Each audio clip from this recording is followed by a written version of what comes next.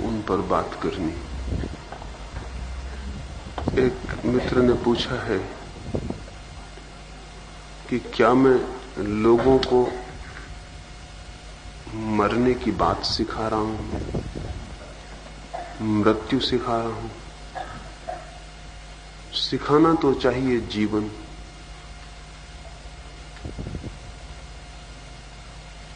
उन्होंने ठीक ही पूछा है।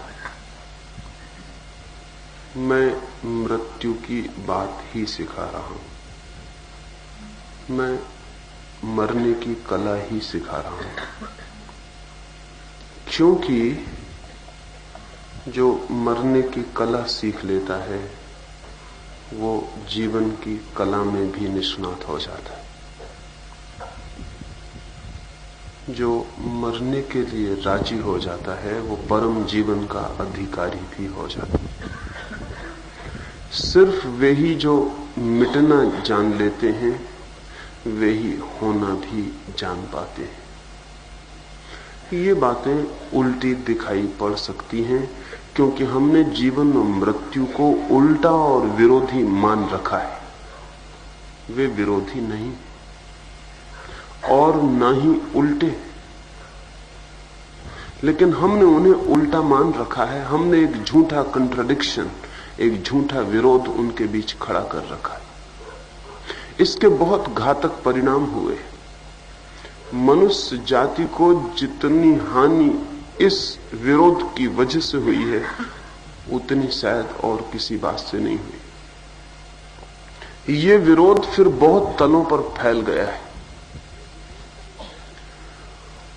जो चीजें इकट्ठी हैं उन्हें अगर हम टुकड़े टुकड़े खंड खंड में बांट दें और न केवल खंड में बांटें बल्कि विरोधी खंडों में बांट दें तो इसका अंतिम परिणाम मनुष्य को सिजोफ्रेनिक, विक्षिप्त बनाने के अतिरिक्त और कुछ भी नहीं हो सकता है।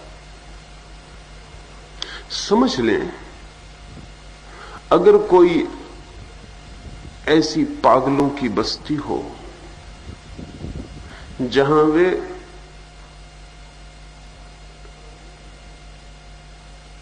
ठंडे और गर्म को विरोधी और अलग अलग चीजें मानते हों, तो उस बस्ती में बड़ी मुश्किल और परेशानी शुरू हो जाएगी। इसलिए परेशानी शुरू हो जाएगी कि ठंडा और गर्म दो चीजें नहीं हैं, एक ही चीज की मात्राएं हैं। ठंडक और गर्मी दो विरोधी चीजें नहीं हैं, एक ही चीज की मात्राएं हैं। और जो हमें ठंडे और गर्म का अनुभव होता है वो निरपेक्ष अनुभव नहीं है, बहुत सापेक्ष, बहुत रिलेटिव अनुभव है। एक छोटा सा प्रयोग करके देखें तो समझ में आ जाएगा। चूंकि कभी वैसा प्रयोग नहीं किया होगा इसलिए ये पता नहीं चला होगा। हमेशा हम देखते हैं कि कोई चीज गर्म है, कोई चीज ठंडी है, और हम ये भी देखते हैं कि जो गर्म है वो गर्म है, जो ठंडी है वो ठंडी है। ठंडी और गर्म दोनों एक कैसे हो सकती हैं? एक छोटा सा घर लौट के एक प्रयोग करें। एक बर्तन में गर्म पानी रख लें, एक बर्तन में बर्फ का ठंडा पानी रख लें, और एक बर्तन में साधारण पानी रख लें, ना गर्म ना ठंडा। एक हाथ को आग से उबलते पानी में डाल दें और एक हाथ को बर्फीले ठंडे पानी में डाल दें। फिर दोनों हाथों को निकाल के साधारण पानी में डाल दें और तब दोनों हाथ अलग अलग खबर देंगे। एक हाथ कहेगा कि ये पानी ठंडा है और एक हाथ कहेगा कि ये पानी गर्म है। वो पानी ठंडा है या गर्म? एक हाथ कहेगा कि पानी गर्म है, एक हाथ कहेगा कि पानी ठंडा है। फिर वो पानी क्या है? और अगर एक ही साथ एक पानी एक हाथ को ठंडा और एक को गर्म मालूम पड़ता है तो हमें समझना पड़ेगा कि पानी न तो ठंडा है और न गर्म है। हमारे हाथ के सापेक्ष रिलेटिविटी में वो ठंडा और गर्म मालूम होता है।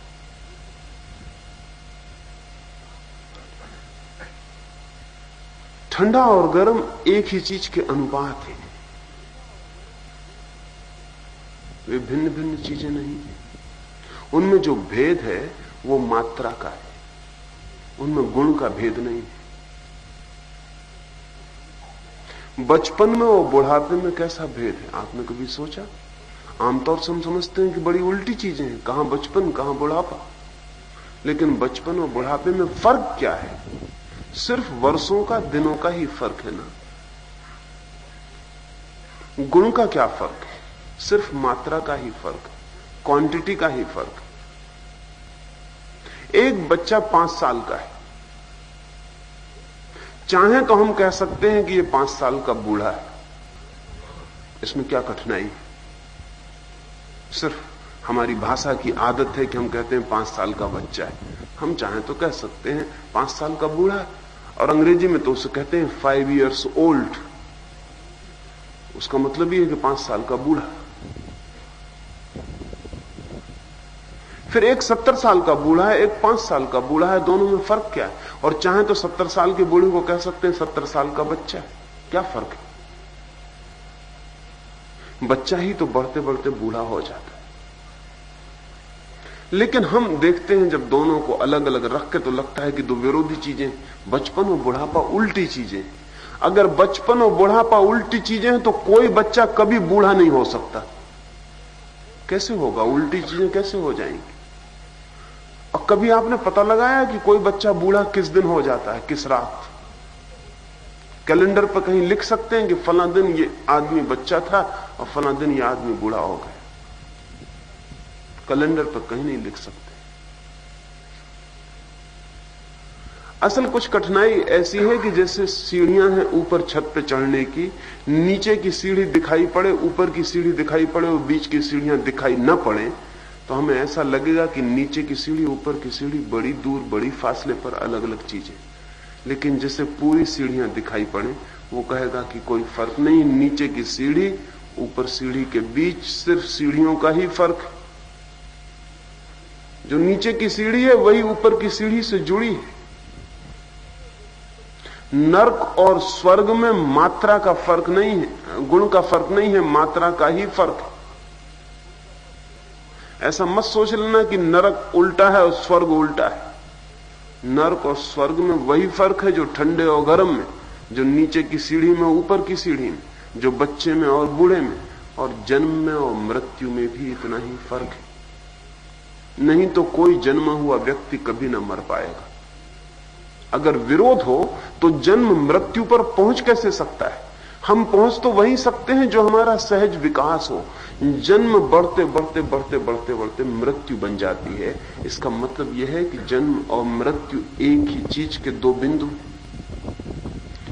एक बीज को हम बोते हैं, वो बढ़ते बढ़ते बढ़ते बढ़ते पौधा बन जाता है, फिर फूल बन जाता है। बीज में और फूल में विरोध माना है कभी? बीज से ही तो फूल निकलता है और फूल बन जाता है। बीच में विकास है, बीच में ग्रोथ है। जन्म ही मृत्यु बन जाता है।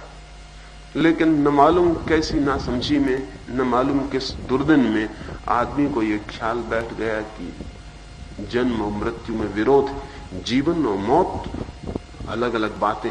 हम जीना चाहते हैं, हम मरना नहीं चाहते। और हमें यह पता नहीं है कि जीने में ही मरना छिपा ही है। और जब हमने एक बार तय कर लिया कि हम मरना नहीं चाहते, तो उसी वक्त तय हो गया कि हमारा जीना कठिन और मुश्किल में पड़ जाएगा। इस सारी मनुष्य जाति सीजोफ्रेनिक हो गई है। उसका मस्तिष्क खंड खंड में डिसइंटीग्रेटेड, टुकड़े टुकड़े में टूट गया है। उसके टूटने का कारण है हमने सारे जीवन को खंड खंड में लिया है और खंडों को विरोध में खड़ा कर दिया। एक ही आदमी है, उस आदमी में हमने टुकड़े टुकड़े कर दिए और टुकड़ों टुकड़ों में विरोध तय कर दिया है कि ये विरोधी टुकड़े हैं। और हमने सब तरफ ऐसा किया है, सब तरफ ऐसा किया है। आदमी से कहते हैं क्रोध मत करना, क्षमा करना, और ख्याल भी नहीं है हमें कि क्षमा और क्रोध के बीच सिर्फ मात्रा का भेद है। क्रोध और क्षमा के बीच विरोध नहीं, सिर्फ मात्रा का भेद है। वही डिग्री का भेद जो ठंडी और गर्मी के बीच, वही जो बचपन और बुढ़ापे के बीच। ऐसा कह सकते हैं कि बहुत कम हो गई क्षमा का नाम क्रोध है, ऐसा कह सकते हैं बहुत कम हो गए क्रोध का नाम क्षमा है। विरोध नहीं, लेकिन पुरानी सारी मनुष्य की शिक्षाएं ऐसा सिखाती हैं कि क्रोध छोड़ो और क्षमा वरण करो। जैसे कि क्रोध और क्षमा विरोधी चीजें, कि तुम क्रोध को काट डालो और क्षमा को बचा लो। इसका एक ही परिणाम हो सकता है कि आदमी खंड खंड में टूट जाए और परेशानी में पड़ जाए और मुश्किल में पड़ जाए। पुराना सारा आधार कहता है कि काम, सेक्स और ब्रह्मचर्य उल्टी चीजें हैं, इससे ज्यादा गलत कोई बात नहीं हो सकती। ब्रह्मचर्य कम से कम हो गया सेक्स है, सेक्स ज्यादा से ज्यादा उतरता उतरता कम कम होता हुआ ब्रह्मचर्य। उन दोनों के बीच जो फासला है वो दुश्मनी का और विरोध का नहीं है।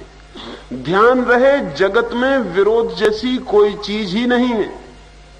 असल में विरोध जैसी चीज जगत में हो ही नहीं सकती, नहीं तो दो विरोध को मिलाने का उपाय ही न रह जाएगा, मार्ग ही न रह जाएगा। अगर मृत्यु अलग हो और जन्म अलग हो तो जन्म अपने रास्ते पर चलेगा, मृत्यु अपने रास्ते पर चलेगा, पैरेलल, लेकिन मिलेंगे कहीं भी नहीं। जैसी दो समानांतर रेखाएं कहीं भी नहीं मिलती, ऐसे ही जन्म और मृत्यु की कहीं भी मुलाकात ना हो पाएगी। ये कैसे संभव है? जन्म और मृत्यु घुले मिले हैं, एक ही चीज के दो छोर हैं। जब मैं ये कह रहा हूं तो मैं असल में ये कह रहा हूं कि आने वाले भविष्य में अगर मनुष्य को विक्षिप्त होने से, पागल होने से बचाना हो तो पूरी जिंदगी को स्वीकार करना पड़ेगा, पूरे को, पूरे के पूरे को। उसमें कोई खंड काट के विरोध में खड़े नहीं करने पड़ेंगे।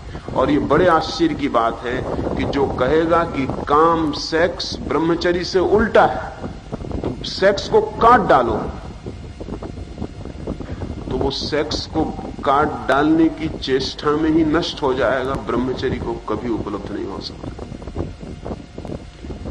सेक्स को काट डालने की चेष्टा में चित्त सेक्स पर ही अटका रह जाएगा, ब्रह्मचर्य कभी उपलब्ध होने वाला नहीं।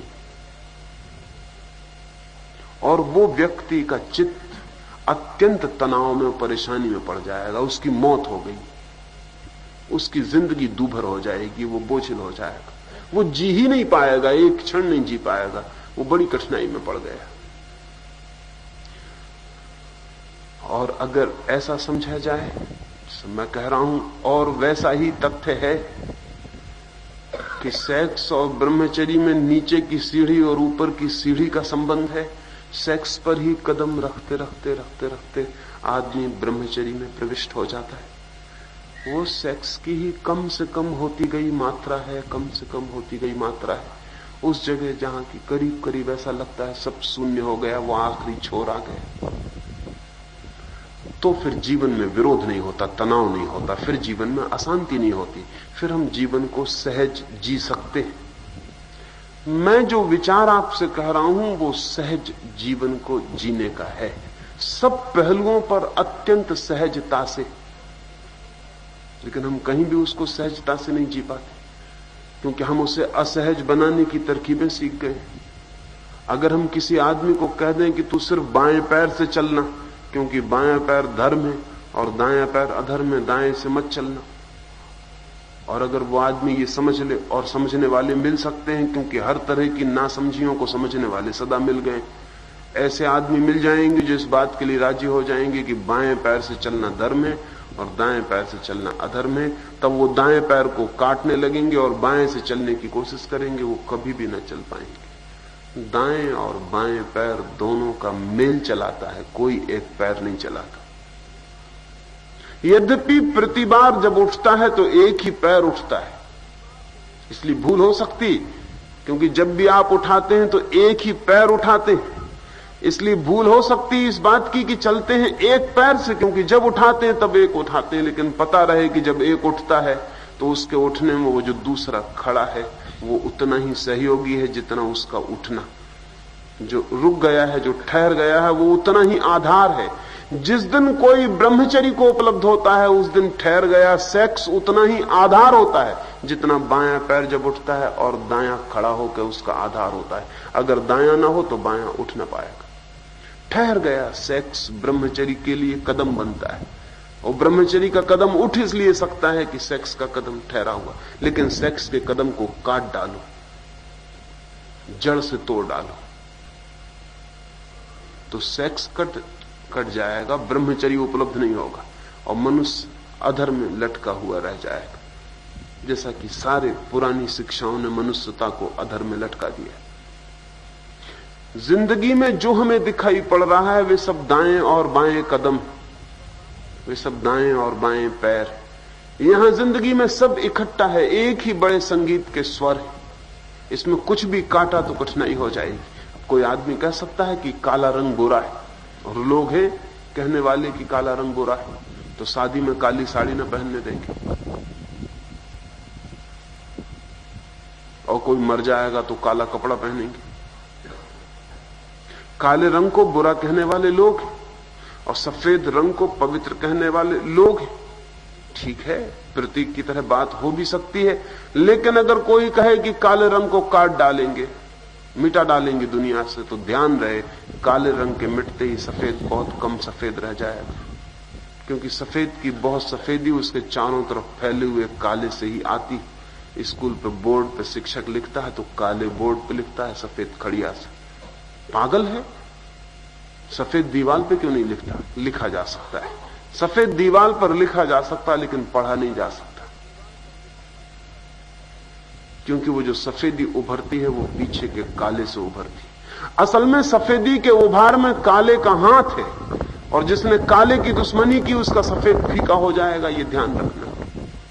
जिसने क्रोध का विरोध किया उसकी क्षमा एकदम नपुंसक, इंपोटेंट हो जाएगी, फीकी हो जाएगी, क्योंकि क्षमा में जो बल है वो क्रोध का है। वो जो क्रोध कर सकता है उसमें ही क्षमा का बल है। वो जितना बड़ा क्रोध उसके भीतर जग सकता है उतनी ही बड़ी क्षमा की यात्रा हो सकती है। और उसकी क्षमा में जो रौनक आएगी वो रौनक आएगी क्रोध के तेज से। अगर क्रोध नहीं है तो क्षमा बिल्कुल बेरौनक हो जाएगी, एकदम मुर्दा और मरी हुई होगी। और अगर किसी व्यक्ति का सेक्स कट जाए, उसके काटने के उपाय हैं, ध्यान रहे, लेकिन तब वो ब्रह्मचारी नहीं होगा, सिर्फ नपुंसक हो जाएगा। और वो दोनों बातों में बुनियादी फर्क है। सेक्स को काट डालने के उपाय है, लेकिन सेक्स को मिटा के कोई ब्रह्मचारी नहीं हो सकता, सिर्फ इंपोर्टेंट होगा, सिर्फ नपुंसक होगा। हां, सेक्स को रूपांतरित करके, सेक्स को स्वीकार करके, उसकी ऊर्जा को आगे की यात्रा पर ले जाके कोई ब्रह्मचरी को उपलब्ध हो सकता है। लेकिन ध्यान रहे, ब्रह्मचरी की आंखों में जो तेज है वो सेक्स की शक्ति का ही तेज है। वो है शक्ति वही रूपांतरित हो गई। तो मैं आपसे ये कह रहा हूं कि जीवन में जिनको हम विरोध कहते हैं वे विरोध नहीं है। जीवन एक बहुत बहुत रहस्यपूर्ण व्यवस्था है। उस रहस्यपूर्ण व्यवस्था में विरोध खड़े किए गए हैं ताकि चीजें हो सके। कभी आपने देखा है एक मकान बन रहा हो, उसके घर के सामने ईंटों का ढेर लगा है, सब ईंटें एक जैसी हैं, फिर आर्किटेक्ट है, मकान बनाने वाला है, वो वस्तुशिल्पी है, इंजीनियर है, वो मकान पर एक आर्च बना रहा है, एक द्वार बना रहा है, एक गोल दरवाजा बना रहा है। वो ईंटों को विरोध में रख देता है। एक सी ईंटें थी, वो ईंटों को एक दूसरे के खिलाफ रख देता है दरवाजे पर, और खिलाफ में रखी गई ईंटें एक दूसरे को संभाल लेती हैं। वे सब ईंटें एक जैसी थी, उनमें कोई फर्क ना था, और अगर उनको वो एक जैसा रख दे तो आर्च नहीं बनेगा, दरवाजा फौरन गिर जाएगा, क्योंकि एक जैसी ईंटों में कोई बल नहीं होता, क्योंकि रेसिस्टेंस नहीं होता। जहां विरोध हो जाता है वहां बल आ जाता है। सब बल विरोध से पैदा होता है, सब ऊर्जा विरोध से पैदा होती है। जीवन में जो ऊर्जा पैदा हुई, जो शक्ति पैदा हुई, जो एनर्जी पैदा हुई, उसका सूत्र है विरोध। लेकिन जो ईंटें हैं वो बिल्कुल एक जैसी हैं, उनको विरोध में रखा गया है। वो जो परमात्मा है, वो जो आर्किटेक्ट है जीवन का, वो बहुत होशियार है। वो जानता है कि जीवन एकदम ठंडा हो जाए, एकदम विलीन हो जाए अगर ईंटें विरोध में न रखी जा सके। तो उसने ईंटें विरोध में रखी हैं। क्रोध की ईंटें, क्षमा की ईंटें, सेक्स की ईंटें हैं, ब्रह्मचर्य की ईंटें हैं, वो विरोध में रखती हैं। और उन दोनों के विरोध से, रेसिस्टेंस से शक्ति और ऊर्जा पैदा हो गई। वो ऊर्जा जीवन है। उसने जन्म और मृत्यु की ईंटों को जमा के रख दिया है, और उन दोनों से मिलकर जीवन का द्वार बन गया है। अब कुछ लोग हैं वो कहते हैं हम जीवन की ईंट ही स्वीकार करेंगे, हम मृत्यु की ईंट स्वीकार नहीं करते। मत करो, न करोगे तो उसी वक्त मर जाओगे। क्योंकि तब एक सी ईंटें रह जाएंगी, जीवन जीवन की ईंटें रह जाएंगी, वो उसी वक्त गिर जाएंगी। ये भूल बहुत दोहराई जा चुकी है। इससे कोई 10,000 साल से आदमी बुरी तरह पीड़ित और परेशान है। वो कहता हम एक सी ईंटें रखेंगे, विरोधी ईंट नहीं चाहिए, विरोध को हटा दो। वो कहता है या तो हम परमात्मा को मानेंगे तो परमात्मा को ही मानेंगे, फिर हम संसार को न मानेंगे।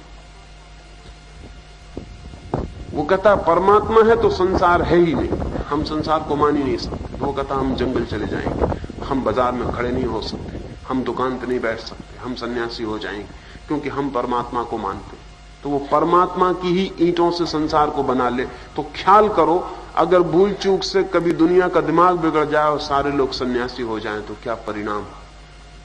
ठीक उसी दिन एक आगे नहीं चलेगा मामला, उसी दिन पृथ्वी राख हो जाए। असल में वो जो सन्यासी है उसको पता नहीं है कि वो सन्यासी भी जिंदा है, उसका बायां कदम उठ रहा है क्योंकि कोई दुकान पर बैठा हुआ संसारी काम चला रहा है, उधर एक पैर रुका हुआ है इसलिए ये पैर उठ रहा है। सन्यासी के प्राण आ रहे हैं संसारी से, वो भ्रम में है कि वो अपने में जी रहा है, उसके सारे प्राण आ रहे हैं संसारी से, और वो संसारी को गाली दिए जा रहा है, और वो कह रहा है कि सब संसारी संसार छोड़ दो और सन्यासी हो जाओ। उसे पता नहीं कि वो आत्महत्या का उपाय करवा रहा है, उसमें वो भी मरेगा, उसमें वो भी नहीं बच सकता, उसमें वो भी मिट जाएगा, क्योंकि वो एक सी ईंटें रखने के ख्याल में। इससे उल्टे लोग भी हैं, वो कहते हैं कोई परमात्मा नहीं, संसार ही संसार है, हम तो सिर्फ पदार्थ को मानते हैं।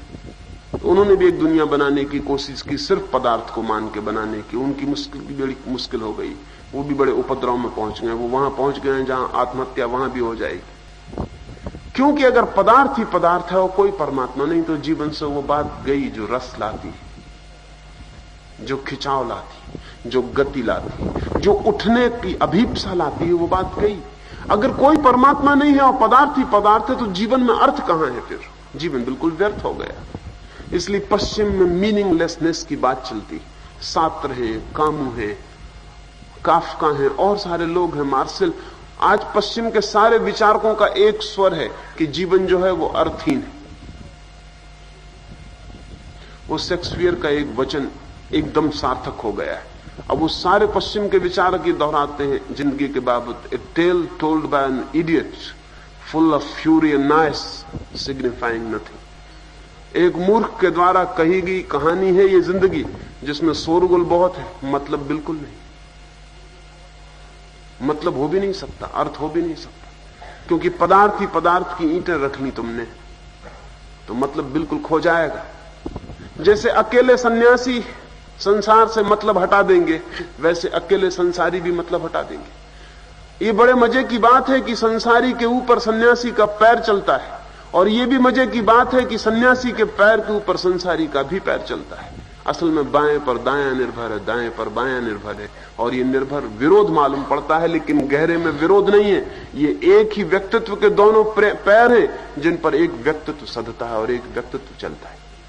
जीवन के इस विरोध को ठीक से समझे बिना कोई भी व्यक्ति जीवन के पूर्ण सत्य को कभी अनुभव नहीं कर सकता है। और जो विरोध में कहेगा कि आधे को हम काट देंगे, वो अभी बहुत बुद्धिमानी को उपलब्ध नहीं हुआ है। आधे को काटा जा सकता है, लेकिन आधे के कटते ही शेष आधा भी मर जाएगा, क्योंकि उस आधे का जीवन और प्राण इस आधे से अनिवार्य रूप से मिलता था, इसी से मिलता था। मैंने सुना है, दो फकीर थे और उन दोनों फकीरों में एक बड़ा विवाद था, लंबा विवाद था। उनमें एक फकीर था जो इस बात को मानता था कि कुछ पैसे वक्त बेवक्त के लिए अपने पास रखने जरूरी है, उचित। वो निरंतर दूसरे मित्र से उसका विवाद होता था। दूसरा मित्र कहता था पैसे की क्या जरूरत है, पैसा रखने की क्या जरूरत, हम सन्यासी हैं, हमें पैसे की क्या जरूरत है, पैसा तो वो रखते हैं जो संसारी है। और वो दोनों दलीलें देते थे और दोनों ठीक ही दलीलें देते थे, ऐसा मालूम पड़ता था। इस जगत का बड़ा रहस्य यह है कि इस जगत के बड़े रहस्य में जो विरोध की ईंटें रखी गई हैं, उनमें से किसी भी एक ईंट के संबंध में पूरी दलीलें दी जा सकती हैं और दूसरी ईंट के संबंध में भी उतनी ही दलीलें दी जा सकती हैं, और ये विवाद कभी अंत नहीं हो सकता, क्योंकि वो दोनों ईंटें लगी हुई हैं। कोई भी इशारा करके बता सकता है कि देखो मेरी ईंटों से बना हुआ है ये, और दूसरा भी बता सकता है कि मेरी ईंटों से बना हुआ है। और जिंदगी इतनी बड़ी है कि बहुत कम लोग इतना विकास कर पाते हैं कि पूरे द्वार को देख पाए। वो जो ईंटें उनको दिखाई पड़ती हैं उतनी देख पाते हैं। वो कहते हैं ठीक ही तो कहते हो, सन्यास से ही तो बना हुआ है, ठीक ही तो कहते हो ब्रह्म से बना है, ठीक ही तो कहते हो आत्मा से बना है। वो दूसरा कहता है पदार्थ से बना है, मिट्टी से बना है, डस्ट अनटू डस्ट, सब मिट्टी की मिट्टी में गिर जाएगा, उसी से बना हुआ और कुछ भी नहीं। वो भी ईंटें बता सकता है। इसलिए न नास्तिक जीतता है, न आस्तिक जीतता है, न पदार्थवादी जीतता है, न अध्यात्मवादी जीतता है। जीत भी नहीं सकते हैं, क्योंकि वो जिंदगी को आधा आधा तोड़ के कह रहे हैं। तो उन दोनों में बड़ा विवाद था। वो जो कहता था कि पैसा पास होना जरूरी है, एक जो कहता था कि पैसे की क्या जरूरत है। वे दोनों एक दिन सांझ एक नदी के किनारे भागे हुए पहुंचे। रात उतरने के करीब है। माझी नाव बांध रहा है।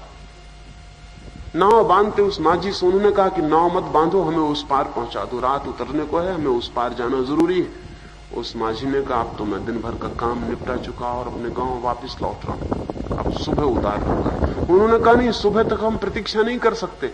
हमारा गुरु, उनका फकीर, जिसके पास उन्होंने जाना, जिया, पहचाना था जीवन को, वो मृत्यु के निकट है और खबर आई है कि सुबह तक उसके प्राण निकल जाएंगे। उसने हमें बुलावा भेजा, हम रात नहीं रुक सकते। तो उसने कहा कि मैं 5 रुपए लूं तो उतार दूं। तो जो फकीर कहता था रुपए पास रखना चाहिए, वो हंसा। उसने कहा कहो दोस्त, अब क्या ख्याल है। उस फकीर से कहा जो कहता था पैसा रखना बिल्कुल व्यर्थ। उससे उसने कहा कहो मित्र, क्या ख्याल है, पैसा रखना व्यर्थ है या सार्थक। वो दूसरा आदमी सिर्फ हंसता रहा। फिर उसने 5 रुपए निकाले, माझी को दिए, वो जीत गया है। फिर वे नाव पे सवार हुए, फिर वे उस पार पहुंच गए। फिर उतर के उसने कहा कहो मित्र, आज नदी के पार न उतर पाते अगर पैसे पास न होते। वो दूसरा खूब हंसने लगा। उसने कहा हम पैसे पास होने की वजह से नदी पार नहीं उतरे, तुम पैसे छोड़ सके इसलिए नदी के पार उतरे। पैसे होने से नहीं, पैसे छोड़ने से उतरे नदी के पार। दलील फिर अपनी जगह खड़ी हो गई। उसने कहा कि मैं सदा कहता हूं पैसे छोड़ने की हिम्मत होनी चाहिए सन्यासी को। हम पैसे छोड़ सके इसलिए पार आ गए, अगर तुम पकड़ लेते न छोड़ते तो कैसे पार आते। अब बड़ी मुश्किल हो गई। वो दूसरा भी हंसा। वे दोनों अपने गुरु के पास गए और मरते हुए गुरु से उन्होंने पूछा कि क्या करें, बड़ी मुश्किल है। और आज तो घटना ऐसी घट गई साफ साफ कि पहले वाले ने कहा कि पैसे थे इसलिए हम उतरे हैं, और दूसरा कहता है कि पैसे छोड़े इसलिए हम उतरे हैं, और हम अपने सिद्धांतों पर अडिग हैं और हमारी दोनों के सिद्धांत ठीक मालूम पड़ते। वो गुरु खूब हंसा। उसने कहा कि तुम दोनों पागल हो, तुम वही पागलपन कर रहे हो जो आदमी बहुत जमानों से कर रहा है। क्या पागलपन? उन्होंने कहा कि तुम एक सत्य के आधे हिस्से को देख रहे हो।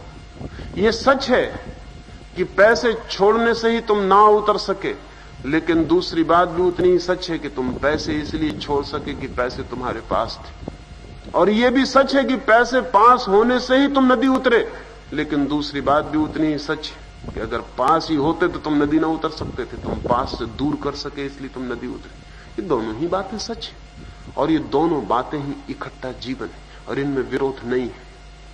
जीवन के सारे तलों पर ऐसा ही विरोध हमने बांट के रखा है, और हर विरोध का मानने वाला अपनी दलील दे सकता है, कठिनाई नहीं है, क्योंकि उसके पास भी आधी जिंदगी तो है ही, और आधी जिंदगी कोई कम बात है, बहुत है, दलील के लिए काफी है।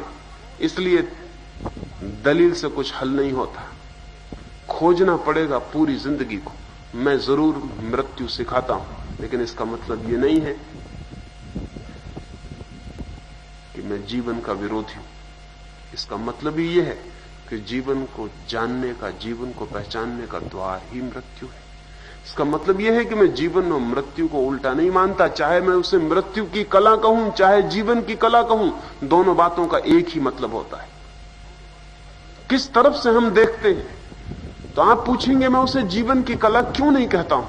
कुछ कारण इसलिए नहीं कहता हूं। पहली तो बात यह है कि हम सब जीवन के प्रति अति मोह से भरे हुए हैं। वो अनबैलेंस्ड हो गया है मोह, अति मोह से भरे हुए हैं जीवन के प्रति। मैं जीवन की कला भी कह सकता हूं, लेकिन नहीं कहूंगा आपसे, क्योंकि आप जीवन के अति मोह से भरे हुए हैं। और जब मैं कहूंगा कि जीवन सीखने आए, तो आप जरूर भागे हुए चले आएंगे, क्योंकि आप अपने जीवन के मोह को और परिपुष्ट करना चाहेंगे। इसलिए मैं कहता हूं मृत्यु की कला, और इसलिए कहता हूं ताकि वो बैलेंस, संतुलन पर आ जाए। आप मरना सीख लें तो जीवन और मृत्यु बराबर खड़े हो जाएं, दाएं और बाएं पैर बन जाएं, तो आप परम जीवन को उपलब्ध हो जाएंगे। परम जीवन में न जन्म है न मृत्यु, लेकिन परम जीवन के दोनों पैर हैं, जिसको हम जन्म कहते और मृत्यु कहते।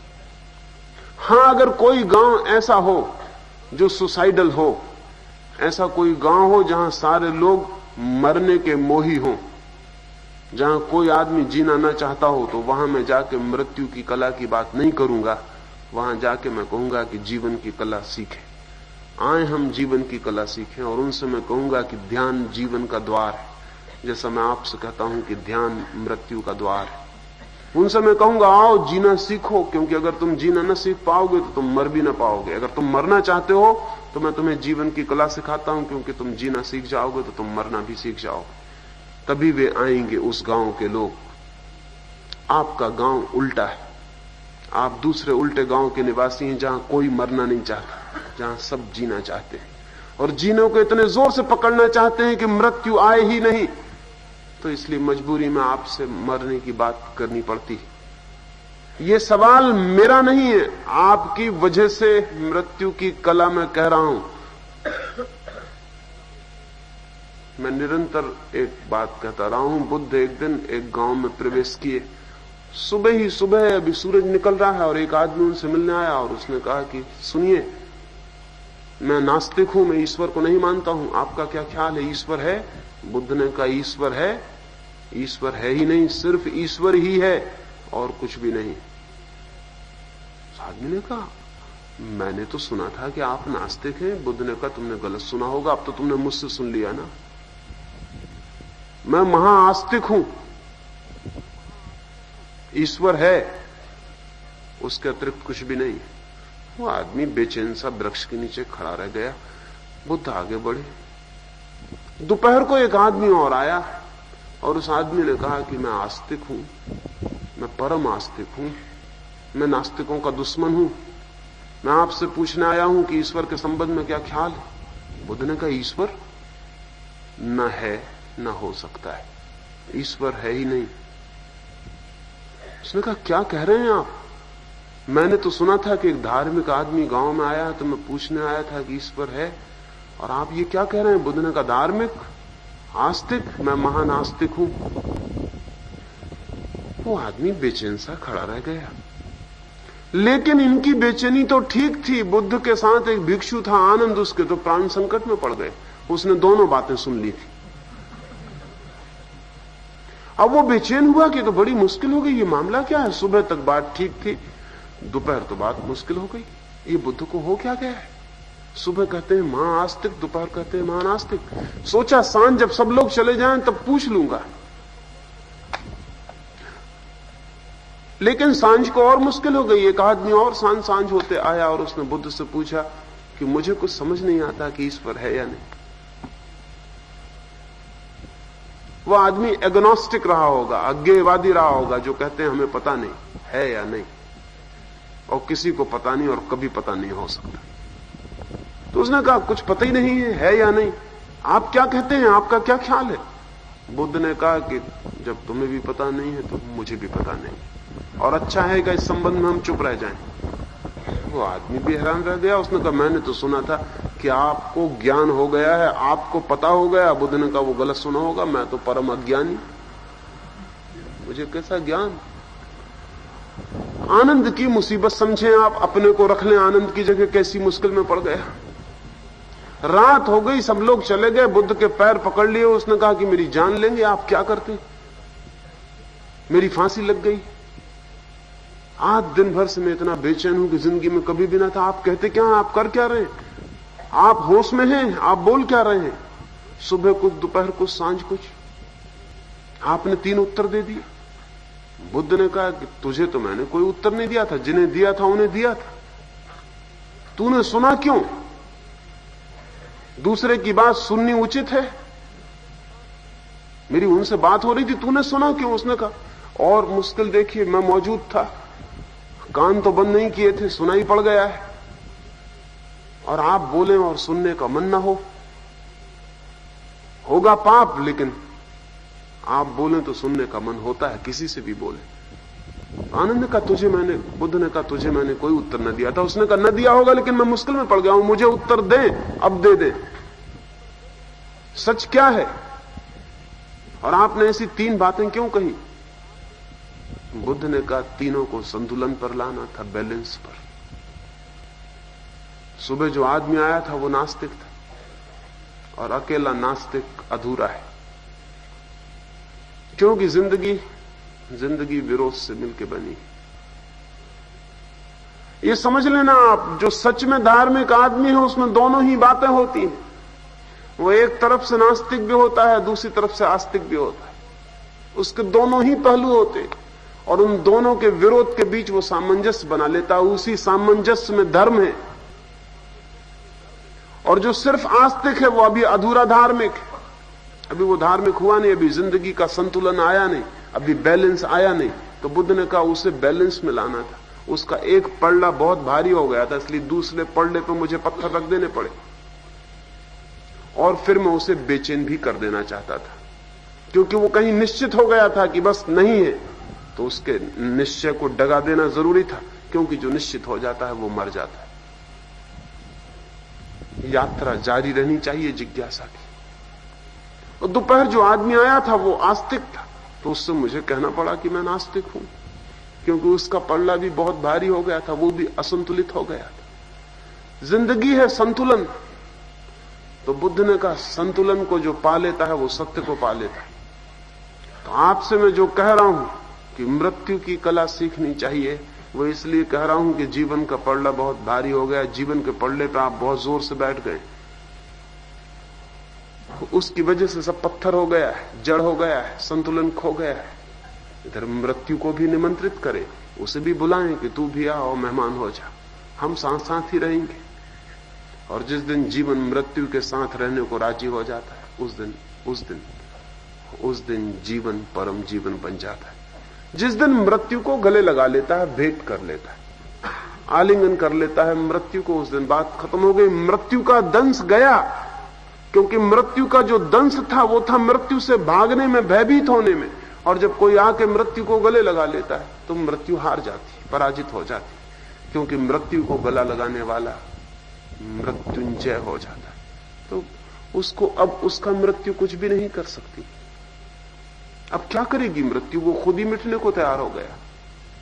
2 तरह के लोग हैं, एक जिन्हें मृत्यु खोजती है और एक वे जो मृत्यु को खोजते। मृत्यु उन्हें खोजती है जो मृत्यु से भागते, उन्हें खोजती फिरती है, उन्हें पकड़ती फिरती है।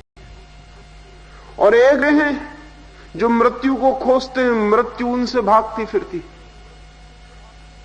और वे अनंत काल में खोज फिर के आ जाते हैं और मृत्यु को नहीं पाते। किस तरह के आदमी बनना है? मृत्यु से भागे हुए या मृत्यु को आलिंगन कर लेने वाले? मृत्यु से भागने वाला हारता ही जाएगा, उसका सारा जीवन पराजय का जीवन होगा। तो मृत्यु को भेंट लेने वाला जीत जाएगा उसी क्षण, उसके जीवन में पराजय मिट जाएगी, उसका जीवन विजय की यात्रा बन जाता है। तो जो मैंने कहा निश्चित ही ठीक पूछा है। मैं मृत्यु की कला ही सिखा रहा हूं, मैं मरना ही सिखा रहा हूं ताकि जीवन उपलब्ध हो सके। अंधेरे को जो सीख लेता है और अंधेरे में जो जीना सीख लेता है और पूरे अंधेरे को जो स्वीकार कर लेता है, क्या आपको यह रहस्य पता है कि उसके लिए उसी दिन अंधेरा प्रकाश हो जाता है? जो जहर को पी लेता है प्रेम से, आनंद से, अमृत की भांति, क्या आपको पता है कि उसके लिए जहर अमृत हो जाता है? अगर नहीं पता है तो खोज करनी चाहिए। लेकिन जीवन के गहरे से गहरे सत्यों में यह है कि जिसने जहर को वरण कर लिया प्रेम से, उसके लिए जहर अमृत हो जाता है, और जिसने अंधकार को ही प्रेम से छाती से लगा लिया, वो अचानक पाता है कि अंधकार आलोक हो गया। और जिसने दुख को भेंट कर ली, उसने पाया कि दुख है ही नहीं, सुख ही शेष रह जाता है। और जो अशांति में भी राजी हो गया, उसके लिए शांति के द्वार खुल जाते हैं। अब हमें उल्टा लगता है, लेकिन ध्यान रहे, जो आदमी कहता है कि मुझे शांत होना है, वो आदमी कभी शांत नहीं हो सकेगा, क्योंकि मुझे शांत होना है, ये भी अशांति की तलाश है। इसलिए आदमी वैसे ही अशांत है। और कुछ अशांत ऐसे भी हैं कि वो एक नई अशांति भी पाल लेते हैं, वो कहते हैं हमें शांत होना। एक आदमी मेरे पास आया और उसने मुझे कहा कि मैं पांडुचेरी हो आया, रमण आश्रम गया, रामकृष्ण आश्रम गया, सब पाखंड है, कहीं कुछ भी नहीं है, मुझे शांति चाहिए, कहीं नहीं मिलती, मैं 2 साल से भटक रहा हूं। पांडुचेरी में किसी ने मुझे आपका नाम ले दिया तो मैं सीधा वहीं से चला आ रहा हूं, मुझे शांति चाहिए। मैंने कहा तुम सीधे उठो, दरवाजे के बाहर हो जाओ, नहीं तो मैं भी पाखंडी सिद्ध हो जाऊंगा। उसने कहा क्या मतलब आपका? मैंने कहा बस तुम अब बाहर जाओ, तुम लौट के इस तरफ देख नहीं मत। इसके पहले कि मैं पाखंडी सिद्ध हो जाऊं, मुझे अपने को बचा लेना उचित है। उन्होंने कहा लेकिन मैं शांत होने आया हूं। मैंने कहा तुम बिल्कुल ही चले जाओ, क्योंकि तुमसे मैं ये पूछता हूं, तुम अशांत होने किसके पास पूछने गए थे? किस गुरु से तुमने अशांति की दीक्षा ली? किस आश्रम में गए थे जहां तुमने अशांति का पाठ सीखा? कहा मैं कहीं नहीं गया। तो मैंने कहा तुम तो इतने होशियार आदमी हो कि अशांति तक पैदा कर लेते हो, तो मैं तुम्हें और क्या बताऊंगा। जिस ढंग तुमने अशांति पैदा की हो, उससे उल्टे लौट जाओ, शांत हो जाओ, मुझसे क्या लेना देना। भूल के किसी से मत कहना कि मेरे पास भी गए थे, क्योंकि मुझसे संबंध ही क्या है इस बात का। नहीं, वो आदमी बोला कि आप कुछ भी करके मुझे तो शांत होने का रास्ता बताइए। मैंने कहा तुम और अशांत होने का रास्ता खोज रहे हो। शांत होने का सिर्फ एक ही रास्ता रहा है दुनिया, और वो ये है कि जो अपनी अशांति को भी शांति से स्वीकार कर लेता है, अशांति को भी जो उसकी परिपूर्णता में स्वीकार कर लेता हो, कहता आ जाओ, रहो, तुम भी मेहमान बन जाओ इसी घर में। उसी दिन अचानक पाता है कि अशांति विदा हो गई। क्यों? से जो अशांति को स्वीकार करता है, उसकी वृत्ति शांत हो गई, क्योंकि वो अशांति तक को स्वीकार कर लेता है। ये जो वृत्ति की शांति हो गई, तो अशांति वहां कैसे टिकेगी? अशांति पैदा होती है अस्वीकार की वृत्ति से, फिर चाहे वो अस्वीकार अशांति का ही क्यों ना हो। जो कहता है अशांति को स्वीकार नहीं करेंगे, वो अशांत होता चला जाएगा, क्योंकि स्वीकार न करना ही तो अशांति की जड़ है। वो कहता हम अशांति स्वीकार न करेंगे, हम दुख स्वीकार नहीं कर सकते, हम मौत स्वीकार नहीं करते, हम अंधेरा स्वीकार नहीं करते। तो मत करो स्वीकार। जिसको तुम स्वीकार नहीं करोगे, उससे ही गिरते चले जाओगे। देखो उसको स्वीकार करके जिसे कोई स्वीकार नहीं करता, और अचानक तुम पाओगे कि जिससे शत्रु जाना था वो मित्र हो गया। शत्रु को कोई घर में मेहमान की तरह ठहरा ले, तो मित्र हो जाने के अतिरिक्त उपाय भी क्या है। इसलिए मैंने इन दिनों में ये बातें कही।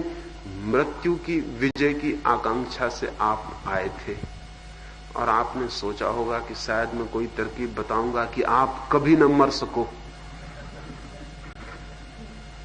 एक मित्र ने तो पत्र भी लिखा पुष्कर के पास, कल्प किया जाएगा, कोई पारस प्रयोग बताया जाएगा, तो फिर हम खर्च करके आए भी। हो सकता है आप भी उसी ख्याल में आए हो, लेकिन आप बड़े डिसअपॉइंट, बड़े बेचैन हुए होंगे, क्योंकि मैं इधर मृत्यु की कला सिखा रहा हूं। मैं कह रहा हूं मर जाओ, कहता हूं मरना सीखो।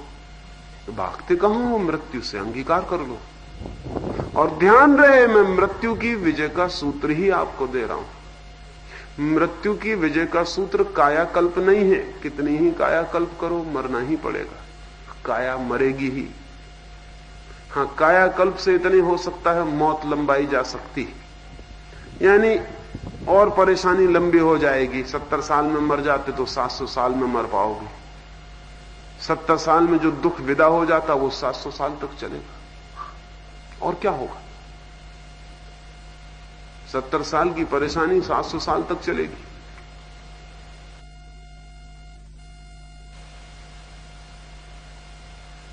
और क्या होगा? 70 साल झगड़े 700 साल तक चलेंगे।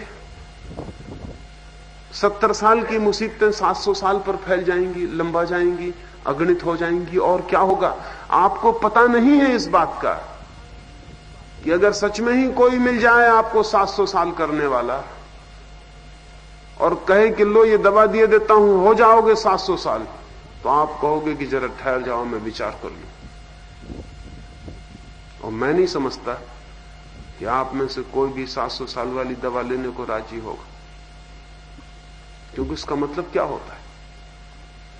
उसका मतलब यही होता है कि जो मैं था वो तो मैं ही रहूंगा और इसी मैं को 700 साल जीना पड़ेगा। तो बहुत महंगा पड़ जाएगा, तो बहुत भारी पड़ जाएगा। अगर किसी दिन वैज्ञानिकों ने ऐसी कोई खोज कर ली कि आदमी अनंत काल तक जी सके, और ऐसी खोज शायद हो सकेगी, इसमें कोई कठिनाई नहीं है, तो उस दिन ध्यान रहे, जिस दिन अनंत काल तक जीने की व्यवस्था हो जाएगी, उस दिन आदमी उन गुरुओं की तलाश करेगा जो ऐसी तरकीबें बता दें जिनसे जल्दी आदमी मर जाए।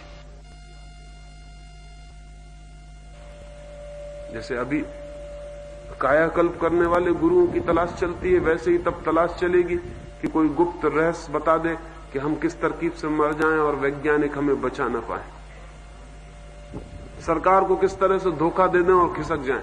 क्योंकि हमको ख्याल ही नहीं है कि लंबी हुई जिंदगी का कोई मतलब नहीं होता।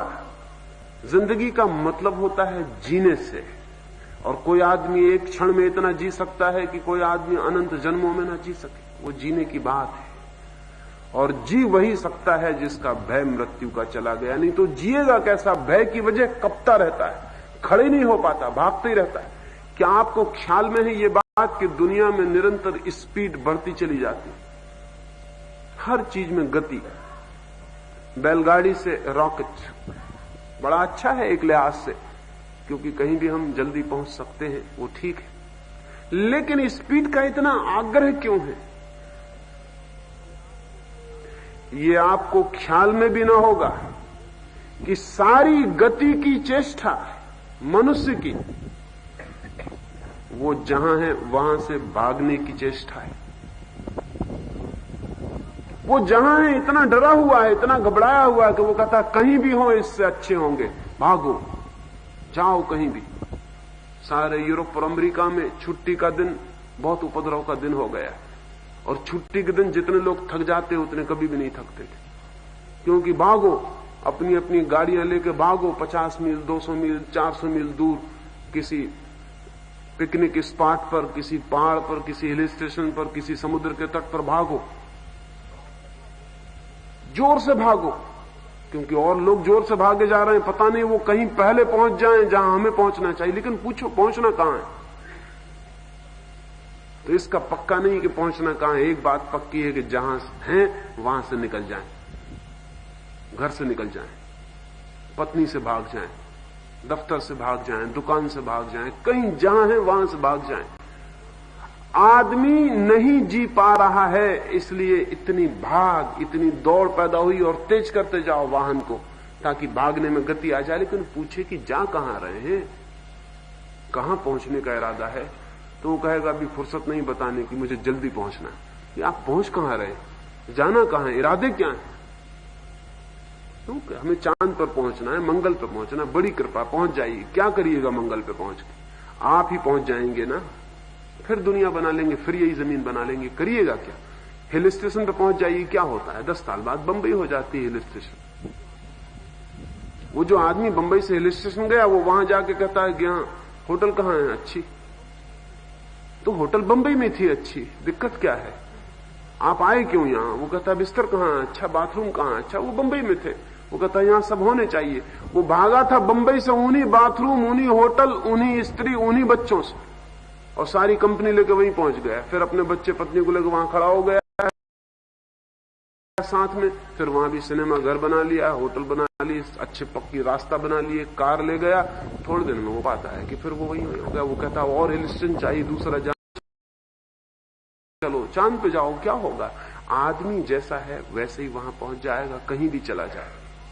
हम भी जिंदगी भर भाग रहे हैं, हर वक्त काहे से भाग रहे हैं, किस चीज से भाग रहे हैं, डर क्या है? एक डर है, जीवन को जी नहीं पाते वो मौत का डर है कि मौत ना आ जाए, और जीवन को जी नहीं पाते वो मौत का डर है। और ये दोनों बातें जुड़ी हैं। जो मौत से डरा है वो जीवन को नहीं जी पाएगा, क्योंकि मौत कपा देती है।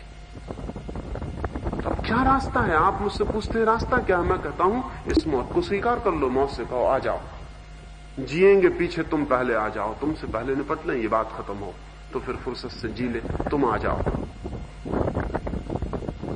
तुम्हें पहले ले लें, फिर फुर्सत से सुविधा से बैठ के जिएंगे। और जो आदमी मौत को इस भांति ले लेता है, ध्यान उसी के लिए आमंत्रण है। जो इस भांति ले लेता है वो तत्काल खड़ा हो जाता है, उसकी स्पीड, वो तेजी भागने की विलीन हो जाती है। कभी आपने देखा, अगर आप साइकिल चलाते हैं तो जिस दिन आप क्रोध में हो पेडल जोर से चलता है, कार चलाते हैं तो जिस दिन क्रोध में हो उस दिन एक्सीलेटर जोर से दबता है। कभी ख्याल किया आप?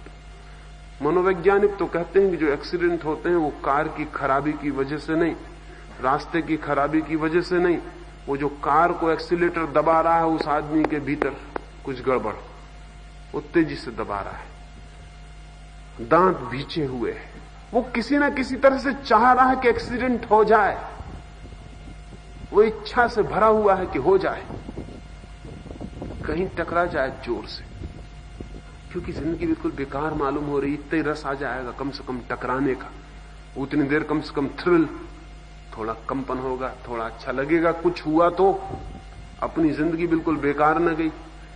कुछ हुआ तो आज अमेरिका और यूरोप में हत्याओं के अनेक हत्यारों ने अदालतों में ये बयान दिए हैं कि उस आदमी से हमारा कोई झगड़ा ना था, हम सिर्फ अखबार में अपना नाम देखना चाहते थे,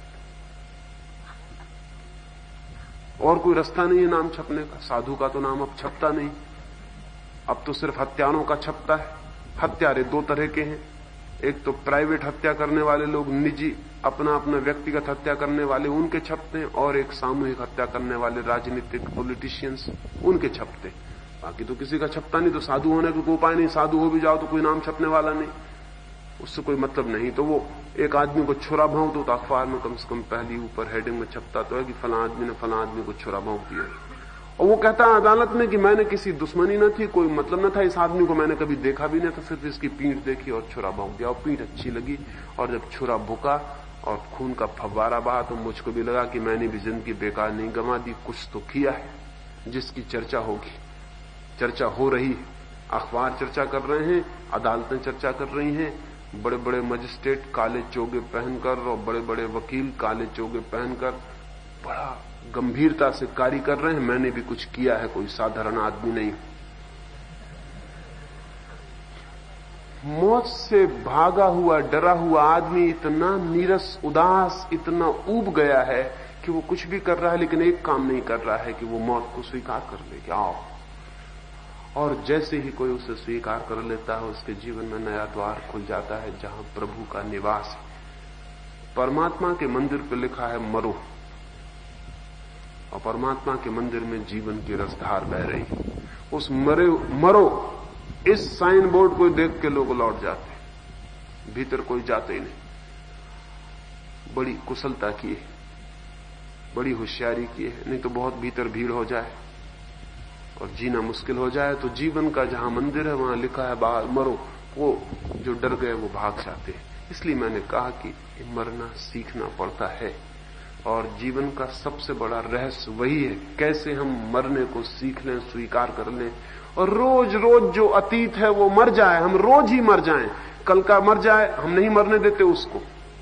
70 साल का बूढ़ा आदमी हो गया, उसका बचपन अभी तक नहीं मरा, वो बैठ के कहता है कि वो दिन ही और थे, वो बात ही और थी, बड़े आनंद। अभी बचपन मरा नहीं उनका, अभी वो इरादे वही कर रहे हैं कि कहीं वही हो जाए सब जो होता, वो अभी मरा नहीं। और बूढ़े हो गए हैं, बिस्तर पर लगे हुए हैं, लेकिन उनकी जवानी नहीं मरी, वो विचार वही कर रहे हैं। वही जवानी में जो अभिनेत्रियां उन्हें दिखाई पड़ी होंगी, हालांकि वो कोई नहीं रही, वो उनको देख रहे हैं, वही चित्र चल रहे हैं, वही, वो मरा नहीं कुछ। कल मरते ही नहीं हमारा, हम मरने की हिम्मत ही नहीं जुटाते, हम किसी चीज को मरने नहीं देते, बस वो सब इकट्ठा हो जाता है। सब मरा हुआ जो मर चुका है हम मरने नहीं देते, बोझ की तरह इकट्ठा कर लेते, उसके बोझ में हम जी नहीं पाते। तो मरने की कला का एक सूत्र यह भी है कि वो जो मर गया उसे मर जाने दो। जीसस एक झील के पास से गुजर रहे थे। एक बहुत मजेदार घटना घटी। एक झील के पास सुबह है, सूरज निकलने को है, अभी अभी लाली फैली है। एक मछुए ने जाल फेंका है मछलियां पकड़ने को। मछलियां पकड़ के उसने जाल खींचता है। जीसस उसके कंधे पे हाथ रखे और कहा, मेरे दोस्त, क्या पूरी जिंदगी मछलियां ही पकड़ते रहोगे? सवाल तो उसके मन में भी कई बार ये उठा था कि क्या पूरी जिंदगी मछलियां ही पकड़ता रहूं? किसके मन में नहीं उठता? हाँ, मछलियां अलग अलग हैं, जाल अलग अलग हैं, तालाब अलग अलग हैं, लेकिन सवाल तो उठता ही है कि क्या जिंदगी भर मछलियां ही पकड़ते रहे? उसने लौट कर देखा कि कौन आदमी है जो मेरा ही सवाल उठाता है। पीछे जीसस को देखा, उनकी हंसती हुई शांत आंखें देखी, उनका व्यक्तित्व देखा। उसने कहा कि और कोई उपाय भी तो नहीं है? और कोई सरोवर कहां है? और मछलियां कहां हैं? और जाल कहां फेंकूं? पूछता तो मैं भी हूं कि क्या जिंदगी भर मछलियां ही पकड़ता रहूंगा? तो जीसस ने कहा कि मैं भी एक मछुआ हूं, लेकिन किसी और सागर पर फेंकता हूं जाल। इरादा हो तो आओ, पीछे आ जाओ, लेकिन ध्यान रहे, नया जाल वही फेंक सकता है जो पुराना जाल फेंकने की हिम्मत रखता हो। छोड़ दो पुराने जाल को वहीं। मछुआ सच में हिम्मतवर रहा होगा, कम लोग इतने हिम्मतवर होते। उसने जाल को वहीं फेंक दिया जिसमें मछलियां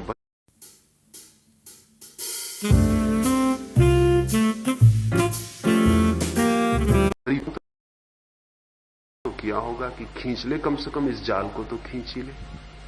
लेकिन जीसस ने कहा कि वही नए जाल को फेंक सकते हैं नए सागर में। जो पुराने जाल को छोड़ने की हिम्मत रखते हैं, छोड़ दे उसे वहीं। उसने उसे छोड़ दिया। उसने कहा, बोलो कहां चलूं? जिसने कहा, आदमी हिम्मत के मालूम होते हो, कहीं जा सकते हो, आओ।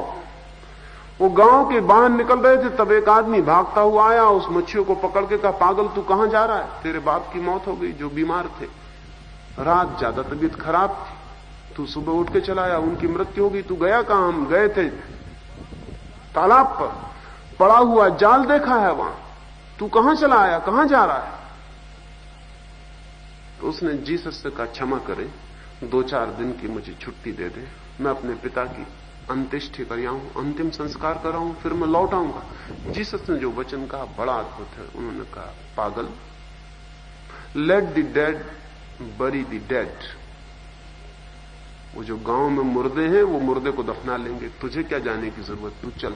अब जो मरी गया वो मरी गया, अब दफनाने की भी क्या जरूरत? यानी दफनाना भी और तरकीबें हैं उसको और जिलाए रखने की। अब मरी गया तो मरी गया, और फिर गांव में काफी मुर्दे हैं वो दफना लेंगे, तू चल।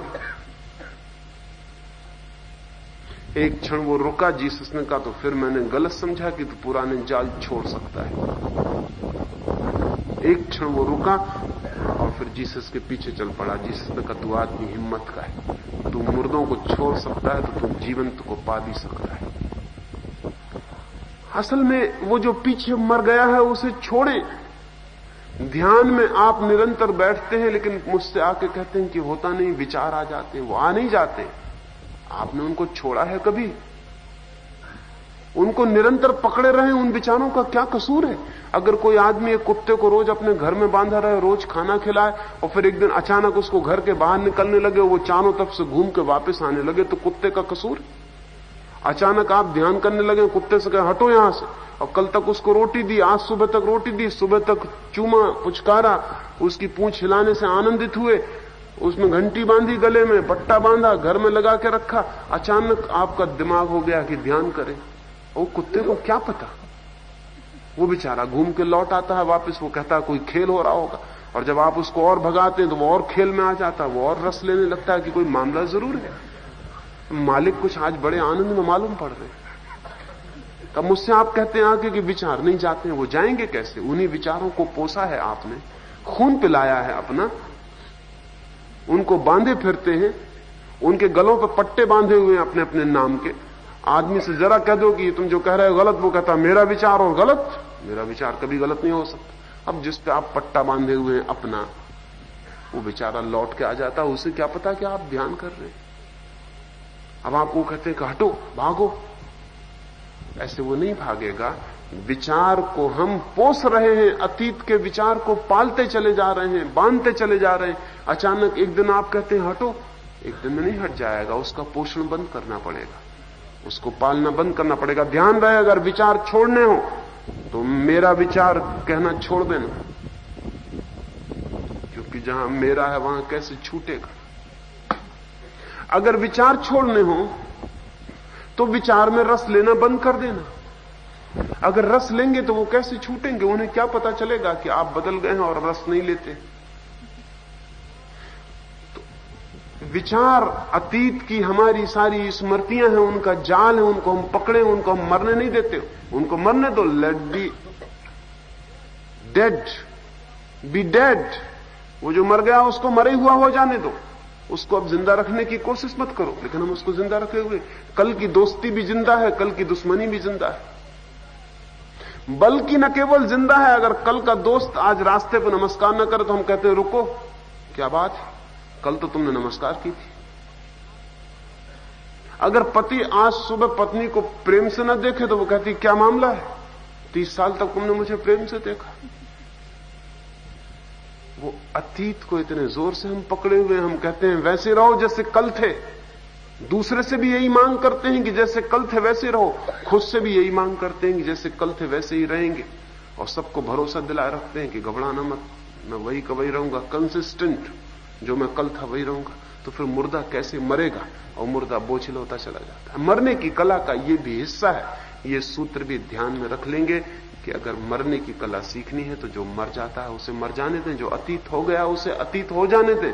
अब वो कहीं भी नहीं है, अब उसे जाने दें। अब वो स्मृति में भी उसे संभाल के रखने की कोई जरूरत नहीं है, विदा कर दें, विदा हो जाने दें। कल कल हो चुका,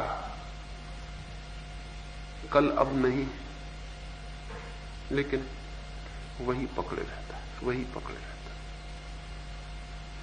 एक और छोटा सा प्रश्न है। एक मित्र ने पूछा है कि कंफ्यूजन और